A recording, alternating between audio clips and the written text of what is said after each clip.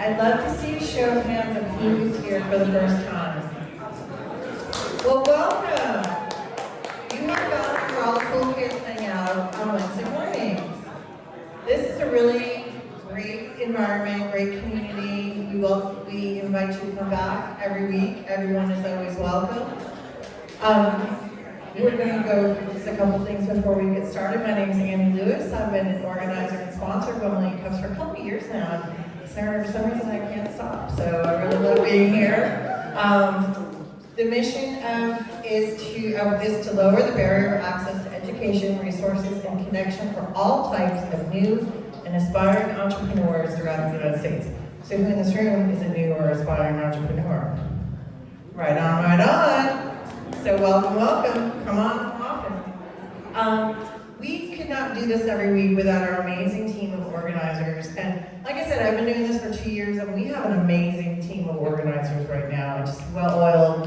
So I'd like to acknowledge Nick Breen, Elizabeth Walton, Beverly Durango, myself, Erica, and Sean. And Andy Grant, too. Thank you. Let's talk about the ground rules and the format. So Jeffrey is going to go through his presentation, and then there will be Q&A afterwards. So Q&A ground rules, please raise your hand and wait for the microphone, because someone up here might not see someone back there raising their hands, and our mic runners are paying attention to each other and to everybody in the room, so you will hopefully get your turn.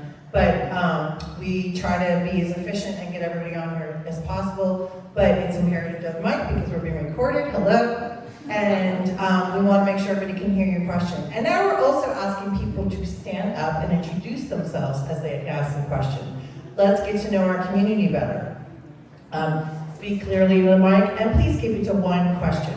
And a question, really. We want questions, not statements. Questions, please. So the Hatch Foundation is requesting that we do this every week, so please pull out your phones, do this, okay, click on that. What is that called? The QR code. And add the information. They appreciate it. Thank you very much. Am I in the way?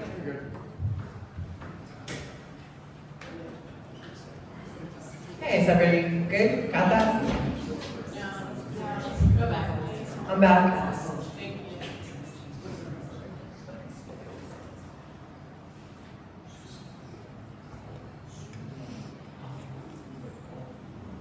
All right, good, everyone?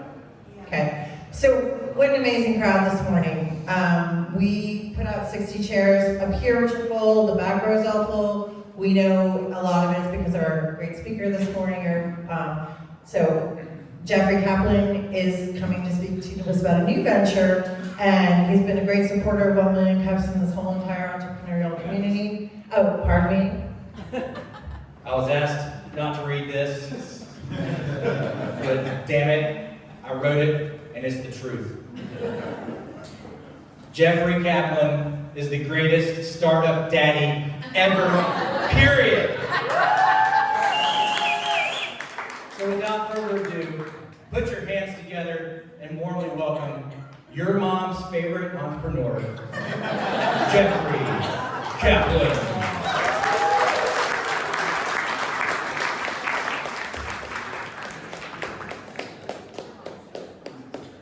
Thanks, John.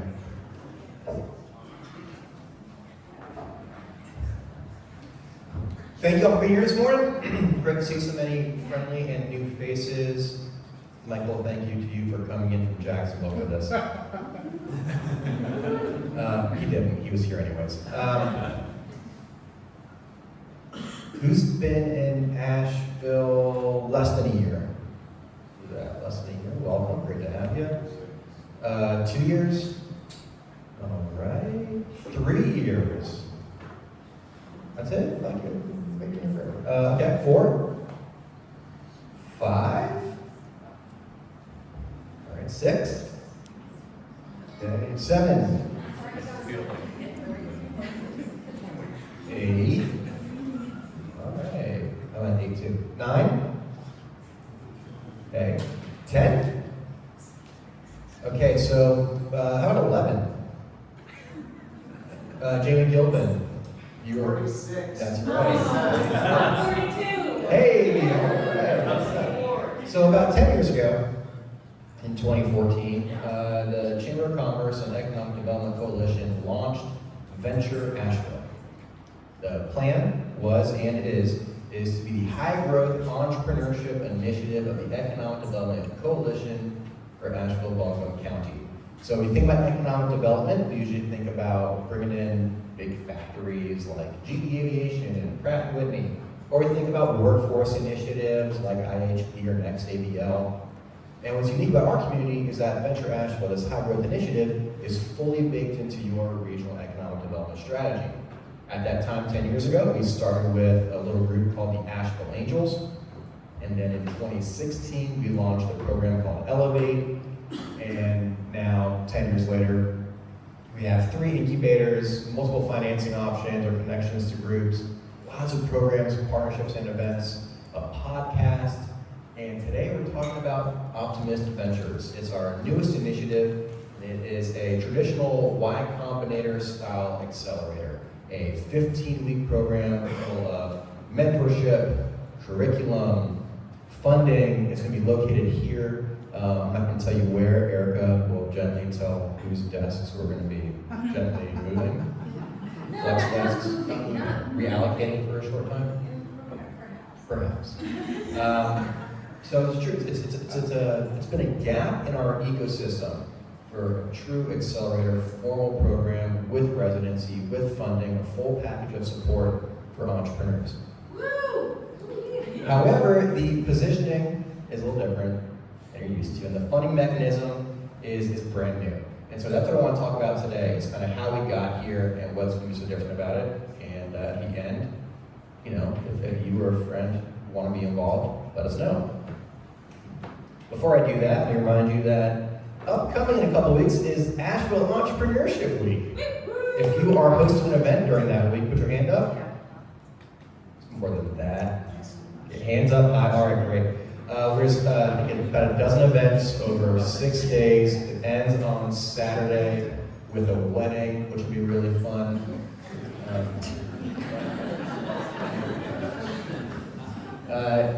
Our headlining event we're calling is the Corporate Innovation Summit. We have John Lojunk joining us, who took Jenny's Ice Cream from 4 ice cream parlors in Columbus, Ohio, to $120 million in revenue, 90 plus ice cream parlors, national distribution of this delicious ice cream. And I think it's pretty relevant to the kind of companies we have here. So if you want to learn how this fella took this ice cream brand from a fun local experience and was able to craft and scale that experience nationwide, and from the shelves in the grocery store to in-person ice cream parlors, come join us. We'll be at UNC Asheville on Thursday, September 12th.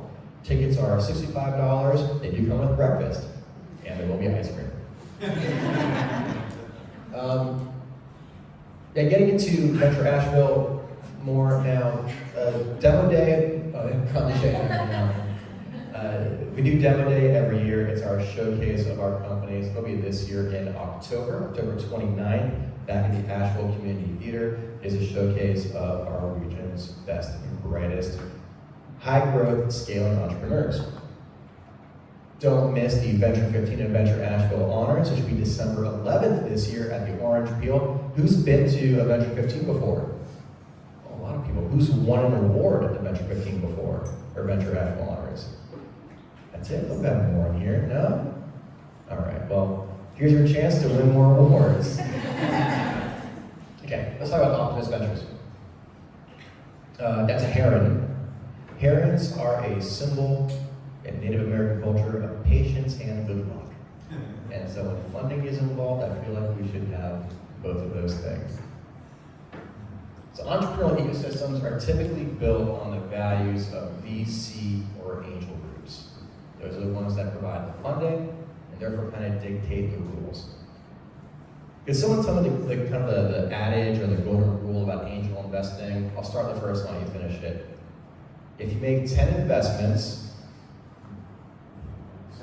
10. what was that, Cheryl? Get one. You get 1. So yeah, typically 8 will fail. 1 might cover its expenses, And then one is going to be such a huge home run, such a huge ROI, that it makes the entire LP group and the general partners whole, plus their 20% carried interest. That may work in a market with really dense capital and really dense talent and tons of opportunities. I don't think that always works here. And if you're in economic and community development, and I tell you I have a 90% failure rate, you think I'd be pretty shitty at my job. But VCs get away with it. But here's the, kind of how the game is. They make these big bets. It is kind of like going to a casino or playing roulette. You're going to spread capital over a number of investments and hope something hits super, super big. That's not how it really works in Asheville. Retainers are doing this. We know what works here. So here are some of the claims of success when it comes to just Elevate. Elevate is our main support program, our mentorship program for high growth entrepreneurs. Those companies have earned over $111 million in revenue, raised $6 million capital, just broke through 400 net new jobs. We just hit 401 last quarter with an average salary of $86,000 a year. And some of you probably know some of the names on here.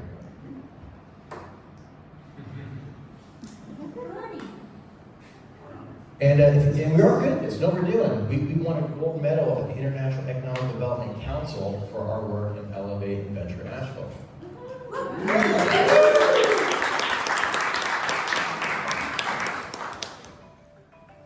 And I believe our community, specifically here in Asheville, is at an inflection point that can lead our nation for a number of reasons. When I moved here 8 years ago, a lot of the common talking points were, we should be the next Boulder, we should be the next Austin, or we're on the same trajectory. And I don't think that's true. We don't have the same set of stakeholders or resources as those communities. And those communities, Boulder and Austin specifically, want to be the next RTP. And RTP wants to be the next Boston. And Boston wants to be the next Bay Area. And Bay Area wants to be the next what? Say it with me. Religion. To find the funding vehicle that works here for the kind of companies that are thriving here, I'm going to introduce you to spa notes in just a moment. But we're at this ecosystem cultural shift. I think we can feel in the air. There is this big tech VC backlash happening in the culture. We want to shift from this idea that you have to be an all or nothing, unicorn or bust startup to a long-term, ambitious company. Tech-enabled, meaning you're getting more margin or better profit from doing things really smart and really lean, while still being a community-focused business. Both things can be true. You don't have to be one or the other. We want to focus on a startup culture of sustainable growth. I think to move fast and break things doesn't work here. The key to how this is all going to work is something called SPA notes. SPA stands for Shared Profit Agreement. If you Google this, you will not find it because we are rebranding something called a SEAL agreement, which I thought was a pretty big acronym because it was Shared Earnings Agreement and an L for SEAL, and then there's no L in the acronym. It's like saying PIN number. You don't need to say number, you just say N, right? Number. ATM machine, you only say the M, right? You get it? Yeah. So SPA notes, they're not debt, they're not equity, it is a shared profit agreement. So you can foster alignment without surrendering any control. So if you took on a SPA note, you would not have to give up any equity or control in your business.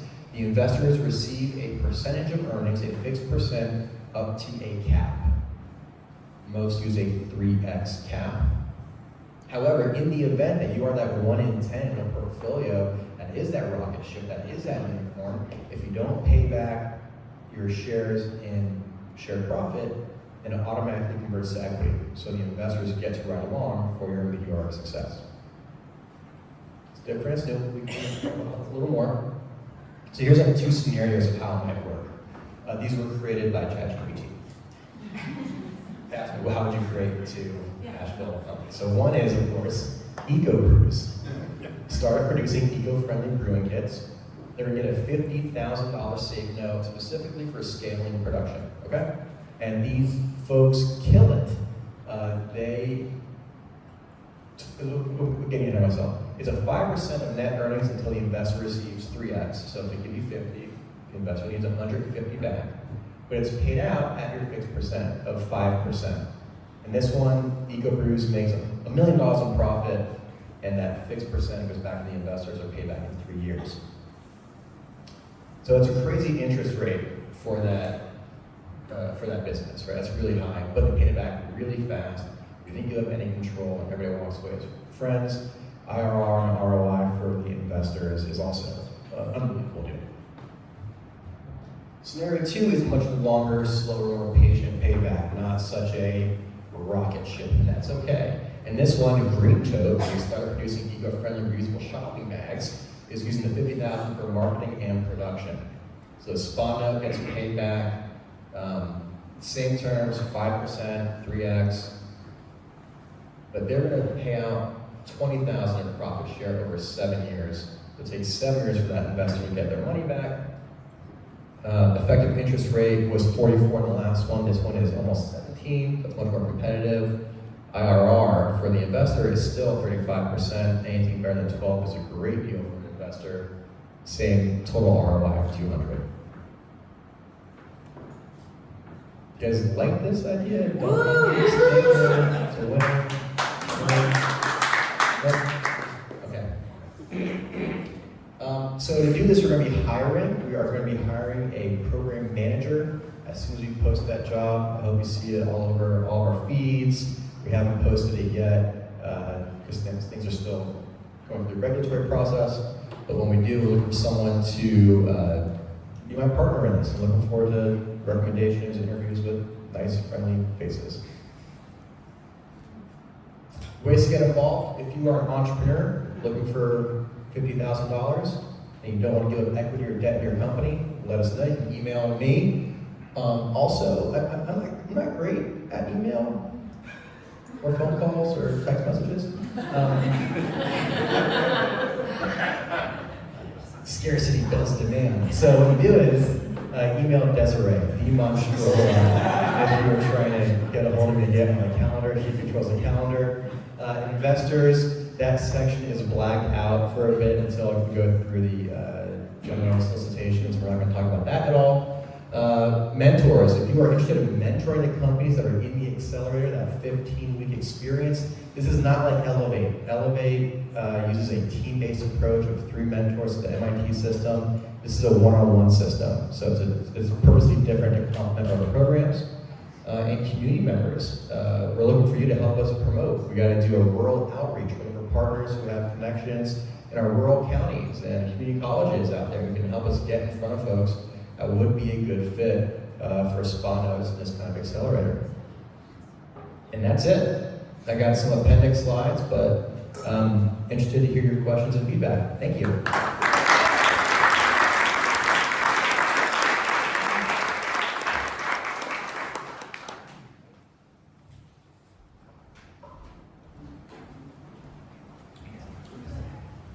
Hey, my name is Will Sampson. Hey, Will. Hey, love this idea, super exciting. My one question is about imagination of this group and the imagination to dream above what we know already we can do.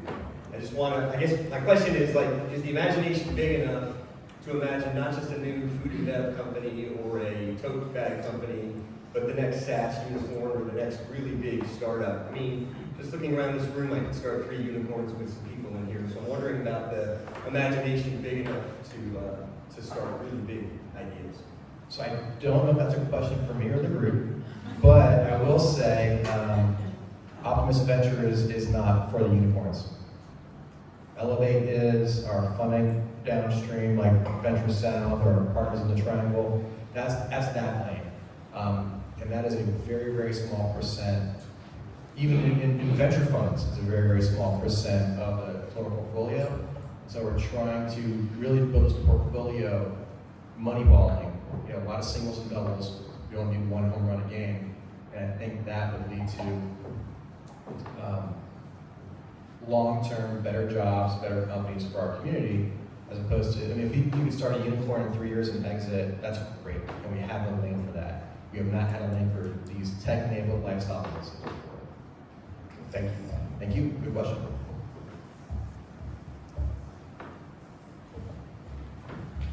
Hi, I'm Tisha. Hi, I'm My Jeffrey. question for you is, my question is that, how are you defining community? How do you define community? I'm looking at your scope, and I want to understand your scope of, like, are you looking at Asheville area and beyond? Are you looking at something scalable? Like, I'm trying to get a feel for your scope. So I'm going to use geography as my taxonomy, if that's all right. In which case, we're talking about the Land of Sky Council of Governments, as well as a few more. So that's, someone help me out, Madison, Buncombe, Henderson, Transylvania, Jackson, McDowell. No, but we do Land of Sky Plus. Land of Sky Plus. It goes out, no Swain, Haywood. It's everyone we touch in Buncombe plus a few more adjacent ones. So it's out to Silva and Cullowhee, out to Old Fort, down to Hendersonville, up to the Tennessee border. Oh, so what's your constraint then on that geographic area? That's where we focus our outreach. Now to participate in the accelerator, you could be from Miami. You just have to move to this area in that region and be here a minimum 3 days a week in the accelerator in Hatch. Okay, thank you. You got it. Just a couple of questions. I'm not allowed to call people, I'm so sorry. I wish I did. Thank you for calling. Hi, I'm Cheryl Newman. Jeff, I'm curious how early stage you're interested in looking at companies. Are you looking at pre-income? Possibly. I'm gonna kind of not give you a hard answer on this one, but a really smart investor in town helped me with my financial plan. And the way we built it was that you need to be profitable in year 2. So year 1, first year, we're not actually expecting any return from any of the companies, but by year 2, you gotta be showing a profit that you can pull a share out of. That's a challenge. It is, but I think there are some, I know there are some companies in this tech-enabled lifestyle lane that can do it.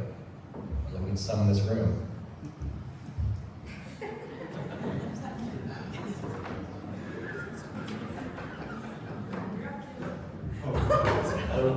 Hello. Thanks for a great presentation. My name is Phil, Hey, and I'm brand new.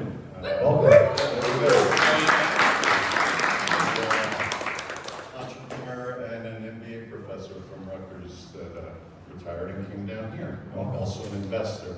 And one of the hesitancies that I have when I'm investing in private companies is an interest in their profit. So many things are out of my control. And usually great entrepreneurs want to invest back in their business and manufacturing and stuff like that. Amazon didn't show a profit for 9 years. So what are your thoughts on how we can control for that or make this an attractive investment such that I as an investor aren't at odds with a very reasonable entrepreneur who wants to build more capacity for making the tote bags or whatever it is that they're doing? Yeah, there's going to be a balance, right, of how much you want to put back in the business and how much you want to pay out as a dividend to your investors. And there's going to be some pressure to put some out, right, and get us off your back so you can move on. I think you will find, so what I've found in the last 8 years, because I haven't found an Amazon here, I found some great companies, found some great, like Bill was talking about, some great B2B SaaS companies. They're few and they're great. But it's not the majority of what we see that works here, that thrives here. Hey, Jeffrey. Hey, Mike. So we met maybe 5 years ago, and it's just the word that comes to mind is heartwarming how much venture Asheville has expanded in services it's given the community. It's just wonderful to see this. Thanks.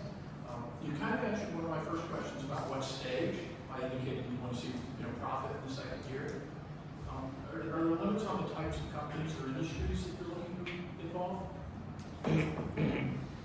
So it's going to match pretty close to Elevate, which is industry agnostic, early stage, You know, I wonder if someone's like, I got a vape shop. I got a chain of vape shops I want to open.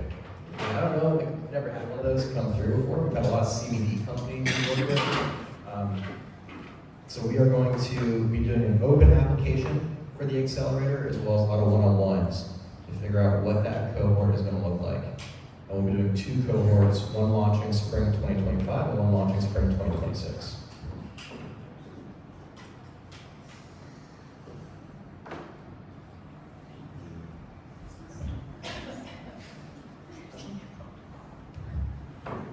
So in your presentation, you mentioned that 9 out of 10 either fail or break even. Stand up, on sir. And introduce yourself. I am Ron Jacobs. Yeah, so you mentioned that 8 out of 10 fail, 1 breaks even, and 1 runs away. How are you going to make it, or how are you going to, I don't know if it's an interview process, or what process will you go through to make sure that, right now you're at, I think you have to have 3 succeed to break even? Does that sound about right? I think you 300% roughly. So just wondering, because that's a different economics. So how will you gauge which companies you work with? It's going to be an application very similar to NCID's seed application, and that's on purpose to make it as easy to go from one to the other. I think if you're competitive, I believe competitive seed companies at NCID will be very competitive for our accelerator, and that's on purpose. That should be our biggest competitor as a grant. Yeah, so between the application, interviews, and one-on-ones, we'll get there. So that recruitment is going to start in October. Maybe September, likely October. And that'll go for 2 months. Hi, Ronald Rand. Whoa. Ronald Rand, nice to meet you. I have a question regarding how you give back to the community after doing what you've been doing for all the years you've been doing it. Is it part of your setup, and how you, I guess, set aside funds for the culture, for arts, for young people, for high schools, things like that? So that's not a Venture Asheville Optimist Ventures question, but a greater how do we give back to the community question. Yeah, so we are a nonprofit ourselves, part of the Chamber of Commerce and Economic Development Coalition.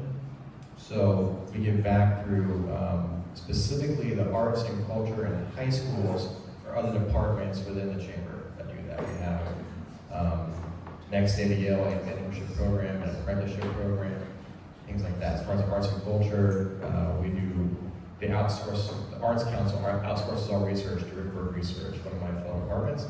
And I can go on and on. This feels like an offline question to connect to the right folks over there. You grow companies and give back. That's the other thing, yeah. The companies, the wages that those folks can then put to the community. I'll pick on you guys. So Branje and Danielle are in Pirani. They came to our program 2.5, 3 years ago. We met But they them- were also the we first met them here at 1 Million presenters at Cups. 1 Million Cups. The very first, yes. And John Jones and I sat together and heckled them for an hour. And That's true. they quickly joined Elevate. We helped them create a support network and mentorship. I do believe that helped their business grow. With that, they bought a house in Asheville. They've been able to hire multiple people, 6 full-time jobs. We donate.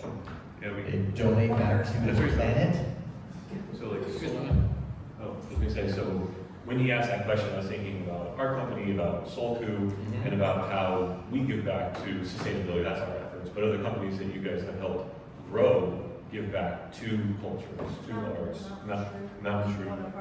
Mountain True is one of our newest partners. Usually we only donated to ocean conservation, but we're here in Asheville now. So we gave what we felt was really nice donation to Mountain True this year. And another way we give back is by supporting organizations, program our mission. So I'm proud to serve on the Hatch Innovation Hub's board. We've done a significant contribution to the Asheville Digital Nomads. And Rick has my credit card stored in his computer. He runs it all the time. Does that answer your question? We can talk more.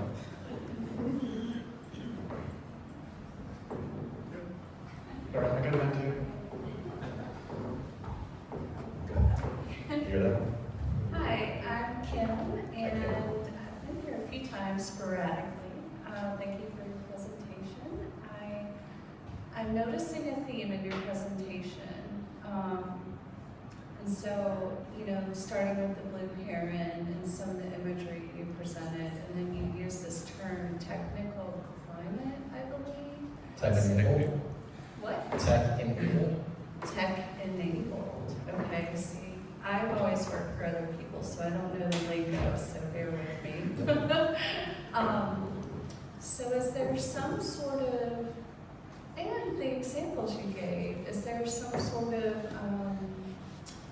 environmental, I don't know, I'm thinking of the link between lean, company, tech, environmental. I don't know if there, is that kind of the theme of the program, or am I just seeing some pretty pictures? Maybe both things. I know that's a weird question. Both things are true. I'm gonna touch on tech-enabled and define that a little more. I think that's important. Anyone know what the best-selling dish towel on the internet is? ShamWow! What was that? The ShamWow! No, that's not a dish towel.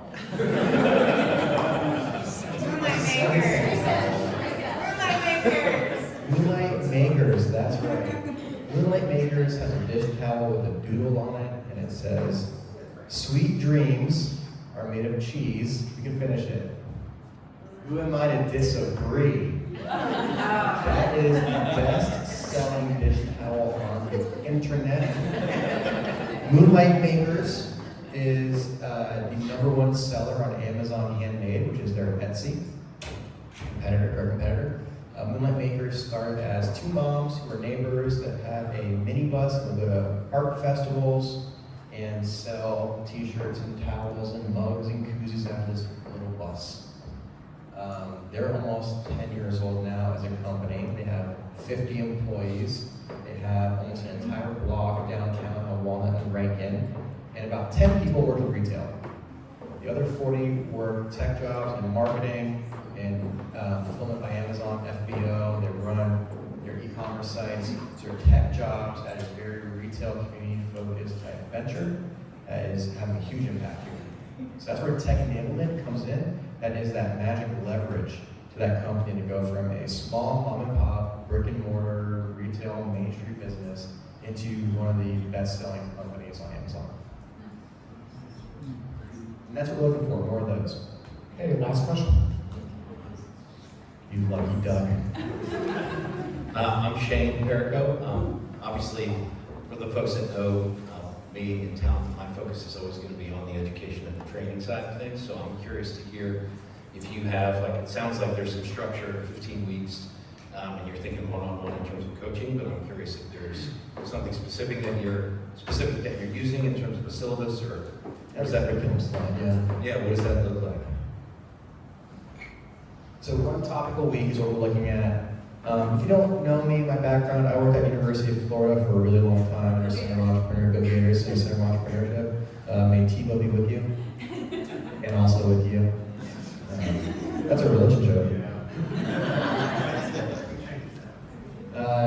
So we're looking at one topical week. This is a little bit fungible. We'll see how much it changes, and the topics are going to have probably some pretty short, basic lecture, foundational things, and then bringing in a lot of guest speakers to do workshops and fireside chats. And then every week is also a community meal. And that's the biggest, for my community question, this is not for everybody. This is just for the folks in the program, mentors, and investors in the fund. This is what makes Y Combinator so successful, is the weekly dinner they have. We might do some lunches, but unless somebody wants to be a dinner sponsor. No? Okay. Probably some kind of community meal where people can really build the relationships. That's the heart of and this comes from what I was doing in Florida, our business planning labs, our disabled veterans program, was Entrepreneurship Summit, launched our student incubator. So it's based off a lot of that work from about a decade ago. Awesome, thank you so much. Anything else you'd like to add? Dawn, happening to Dawn's question. Okay. Sorry, Dawn. I was just gonna ask, for mentors, Sorry? for mentors, you said it's not a group like, Right. ventures, what is the mentoring component gonna be? What's the mentoring component? The mentorship component is going to be more one-on-one with someone with deep expertise in your industry. Thank you all so much. Very good.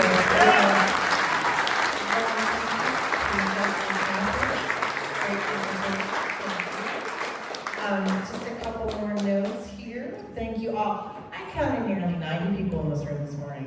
Let's give it up for all of us for showing up. That's amazing. Where else can you find 90 amazing people in that place? We could not do this without our sponsors. I'd like to begin with Cirilla Tea, who has provided some beautiful teas out there, and they're back by the coffee. We'd like to try one. Troy and Charlie Ball, Inside Edge Consulting, Score, and if you're in the room, raise your hand. Hatch, ERC Broadband, EXP Realty, Biz Radio, Venture Asheville, Colton and Groom, Hatch Co-working, WNC Business, Mountain BizWorks, Big C, Dynamite Roasting, Western Carolina, and Coffee Curious. And thank you, Tony, for coming back. We miss you. We love you. And sending you all those awesome prayers. So good to see you back. Thank you. Speaking of coffee, if you have one of the 1 million cups mugs, please return it to the mug. Put it out on the tray. Do not take it home. Do not put it in your car. Do not take it to co-working. We like to be sustainable and reuse and recycle. Hatch This is coming up September 27 to 29. You can click on the QR code for further information, but we hope you can join us. It's going to be a game-changing mashup of an accelerator, a hackathon, and a weekend home party. So we're practicing our hacky sack in the hallways, right, Tom? Coming up next week, we have Katie Ruff with Pre-Op Solutions. Yay, yay, yay. McCormick Field groundbreaking ceremony happening on next Wednesday, the 28th. A new renovation starting in September to bring McCormick Field up to MLB standards. Yes. 11 a.m. hot dogs. Come on. AY Pros Pub Club Soprano Rooftop, same night. That's at the new Embassy Suites Hotel. First drink is on the organization. And then 9/9, Hatch Capital Marketplace. Details come, but mark your calendar.